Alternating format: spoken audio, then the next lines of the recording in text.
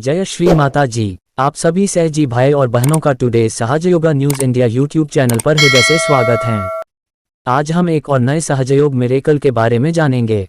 ज्येष्ठ सहजयोगिनी सरस्वती श्रेष्ठ पुत्र जी ने बताया कि श्री माता जी हमारे सभी प्रकार के विचारों को पढ़ सकती हैं।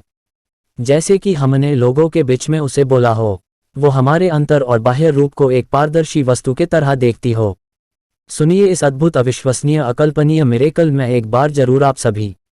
माँ हमारे विचारों को पकड़ सकती हैं। माँ हमारे विचारों को पकड़ सकती हैं। Saraswati Shreshtha Putra, eternally inspiring recollections of our divine mother, volume 5, 1989-1990 से साभार।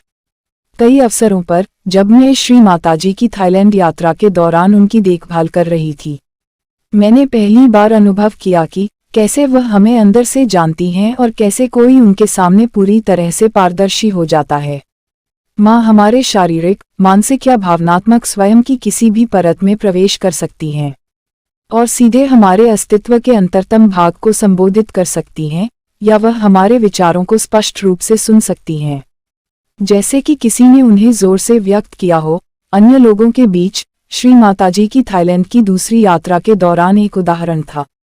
माँ ने अभी अभी एक ऐसे योगी को चैतन्य देना समाप्त किया था जो एक झूठे गुरु से जुड़ा हुआ था और जो अभी भी कई चक्रों में जकड़ा हुआ था।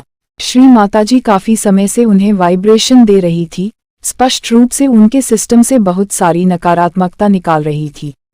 इतना अधिक कि उन्होंने उन्हें अपने बाएं हाथ को खिड़की से बाहर करके अपने सामने खड़े होने के लिए कहा।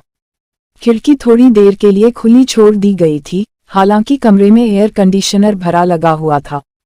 हम बैंकॉक के उन शानदार होटलों में से एक में थे जिसे श्री माताजी ने अव्यावहारिक और विशुद्ध रूप से डिजाइन उन्मुख बताया था।